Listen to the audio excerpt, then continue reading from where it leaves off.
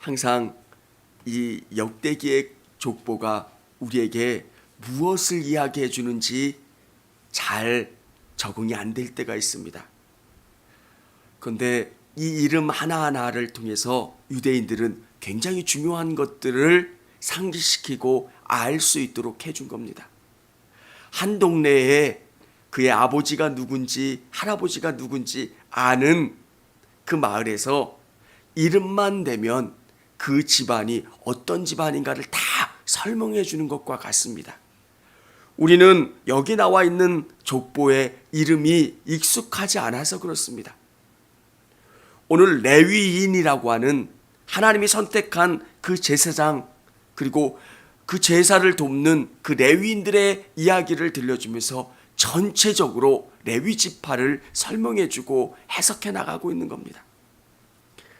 사랑하는 성도 여러분, 여러분께서 이 역대상을 읽으실 때 그 마음을 가지고 읽으셨으면 좋겠습니다. 어떻게 하면 이 나라가 부흥될 수 있을까? 다윗과 솔로몬의 때처럼 하나님의 복을 경험할 수 있을까? 왜 이 레위 지파를 중요하게 설명하고 있을까? 그들은 성전이라는 것, 하나님 앞에 예배하는 게 가장 중요하다고 생각했습니다. 우리가 다윗과 솔로몬의 때처럼 되려면 하나님과 하나님의 말씀, 이 예배하는 성전이 중요하다는 것. 그래서 성전에서 예배드리는 이 레위 지파를 아주 구체적으로 설명해 주고 있고 라웰하고 있는 겁니다. 역대기에 보면 열왕기와 조금 관점이 다르기 때문에 다윗이라고 하는 사람의 흠을 이야기하고 있지 않습니다. 그는 정말 하나님이 세워주신 특별한 사람이고 다시 오실 메시아의 모범이기 때문에 그의 흠이 잘 나타나지 않습니다. 그런데 역대기에 나와 있는 흠이 하나 있는데 그게 뭐냐면 어떤 것인지 아세요? 역대기에 나와 있는 다윗의 흠이 하나 기록된 게 있습니다. 그것은 인구조사하는 내용이 기록되어 있습니다. 왜 인구조사하는 내용이 역대기에는 기록되어 있을까? 인구조사를 합니다. 하나님이 인구조사하는 다윗을 책망하십니다. 그리고 그에게 재앙을 내리시는데 그 재앙이 성전 터에서 없어지고 그 터에서 하나님의 성전이 지어지고 그것을 통해서 이스라엘의 죄가 사해지고 용서받는 것. 그래서 다윗의 인구조사를 기록하지 않을 수가 없는 겁니다. 어떻게 해서 성전의 개념이 나왔고 이 개념이 왜 중요한지를 설명하기 위해서는 다윗의 인구조사를 설명하지 않을 수가 없는 겁니다. 역대기에는 이 레위 지파가 너무 중요합니다. 성전의 의미가 중요하고 우리가 하나님 앞에 나와 예배할 때 우리와 하나님 사이를 막고 있던 모든 죄 문제가 깨끗이 해결이 되는 겁니다. 어떻게 우리가 예전의 영광을 회복할 수 있습니까? 그것은 하나님과의 관계고 하나님 앞에 예배하는 거고 하나님 앞에 진실하게 나갈 때 하나님께서 이 백성을 축복하시고 다시 세워주실 수 있다라고 하는 것. 레위 지파는 특별한 지파입니다. 자신의 몫의 땅을 분배받지 못합니다. 그리고 이 지파들은 다 뿔뿔이 흩어져서 각 지파 가운데 들어가서 그곳에서 삽니다. 하나님의 말씀을 가르치고 예배하는 것을 돕는 그 일들을 감당하게 됩니다. 오늘 보면 어떤 것에 6장에 기록되어 있냐면 대제사장의 족보가 기록되어 있고 찬양 인도하는 사람들의 족보가 기록되어 있고 세 번째는 율법을 가르치는 일들에 대해서 다 각 지파로 흩어진 그 내용들이 기록되어 있습니다.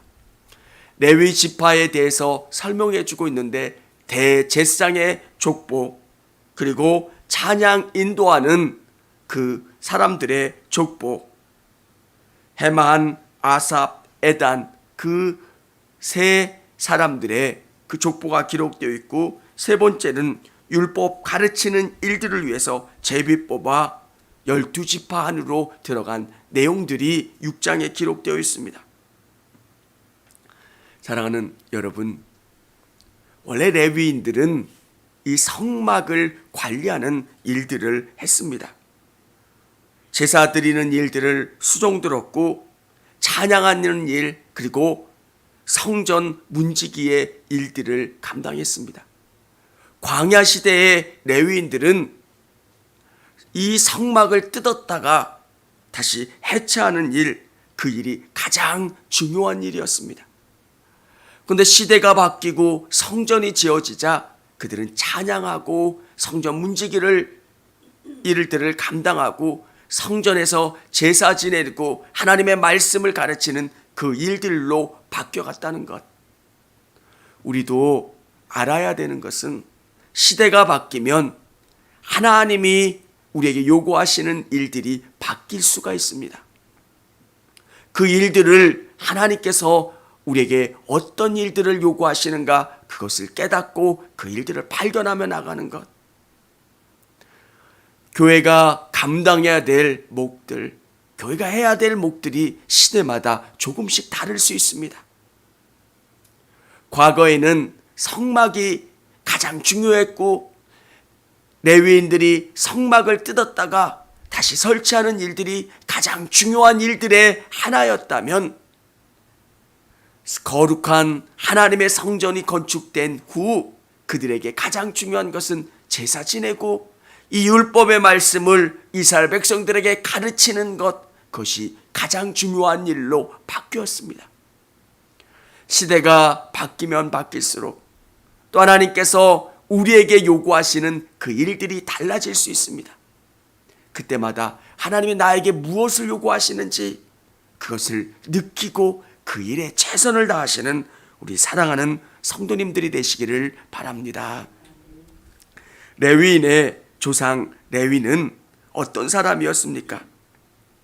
자기 동생 디나가 강제로 결혼하기 위해서 그에게 나쁜 짓을 했던 세겜 추장을 공격하는 일들을 통해서 그는 거짓말장이었고 살인자였고 도둑이었습니다.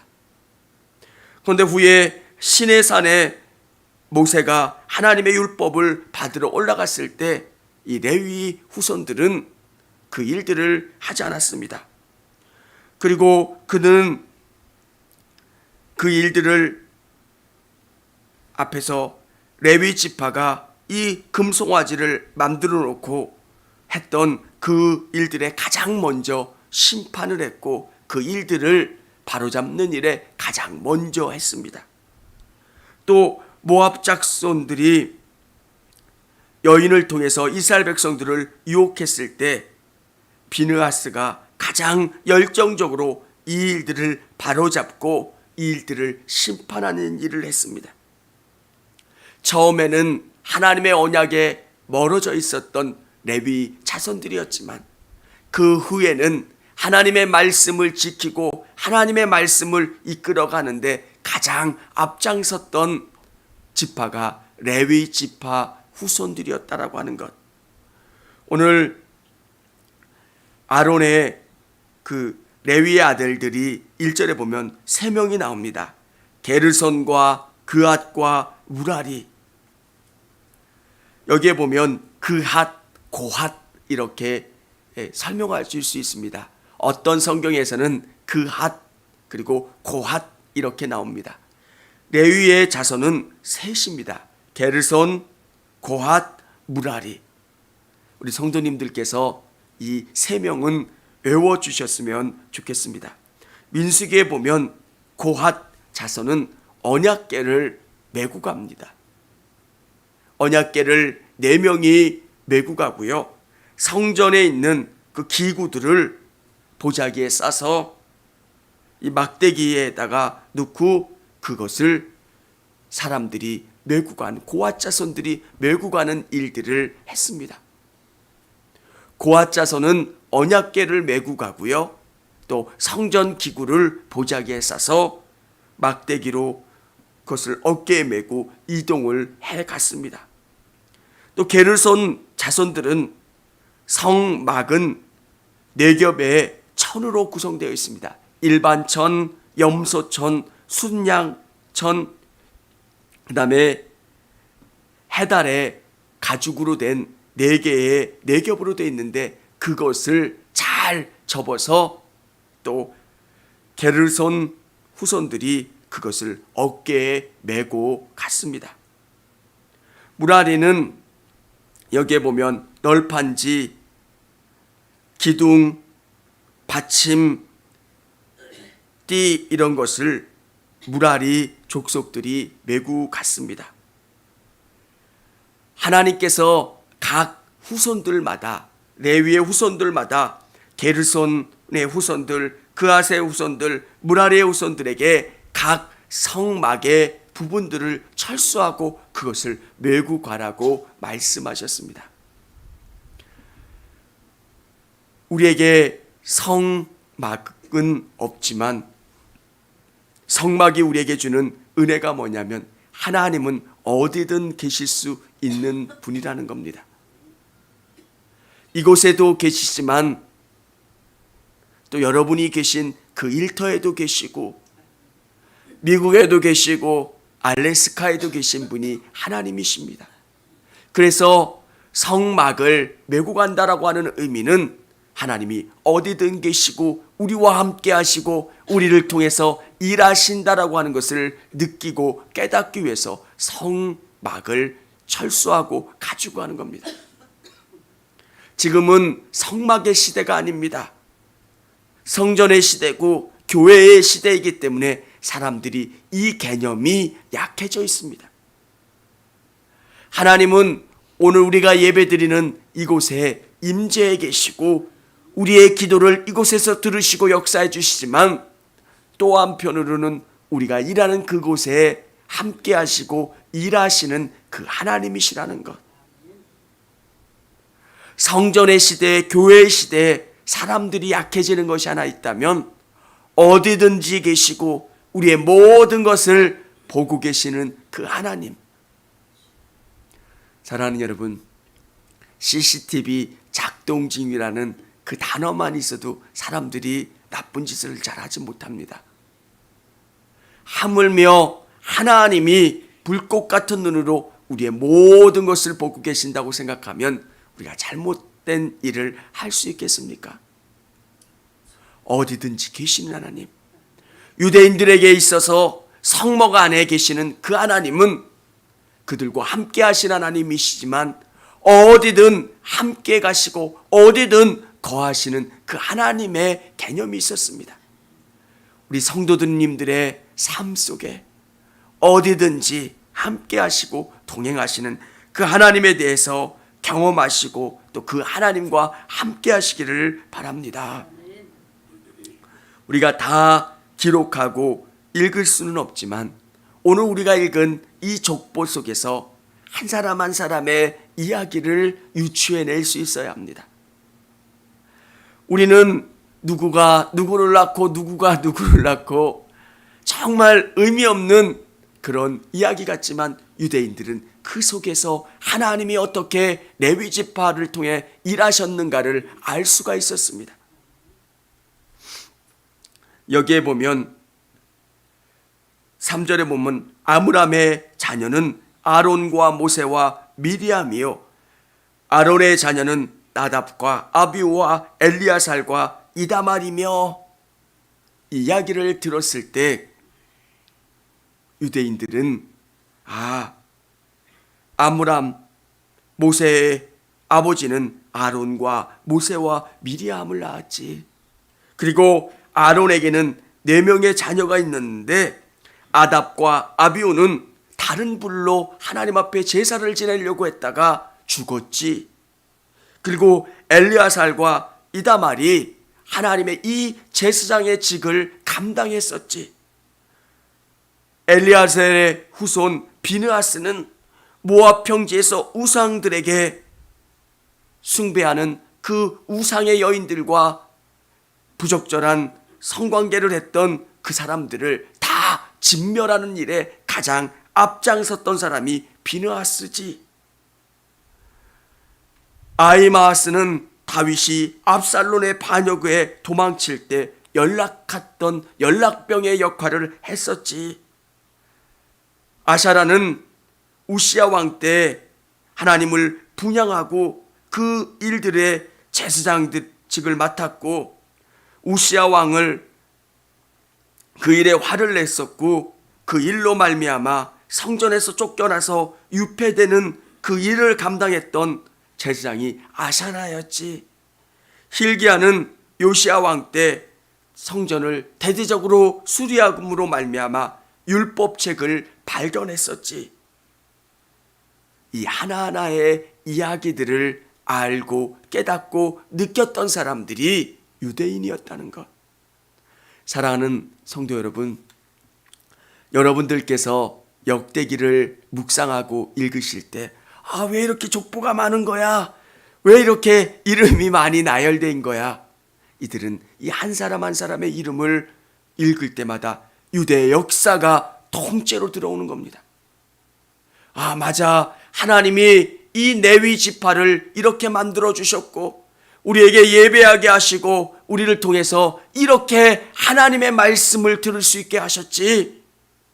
우리가 하나님 앞에 온전히 설 수 있는 방법은 예배하는 것이고, 하나님 앞에 온전히 서는 거고, 이것이 그려졌다는 것.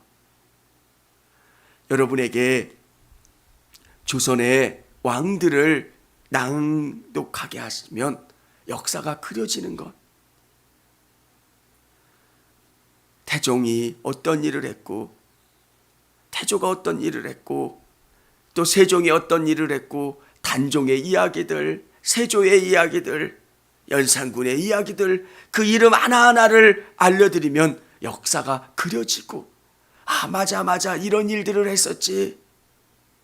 대원군은 이렇게 했다가 이 나라가 이렇게 어려움을 당했고, 고종이 이런 일들을 했고, 그들은 이 하나하나의 이름 속에서 하나님이 일하시는 것을 느끼고 경험했던 것처럼, 우리 성도님들께서 이 하나하나의 이야기가 그냥 쓸데없는 이야기가 아니라 유대의 역사의 굉장히 중요한 부분이고, 이 역사를 반복함으로 하나님이 어떻게 일하시는가를 그들은 깨달을 수가 있었다는 것.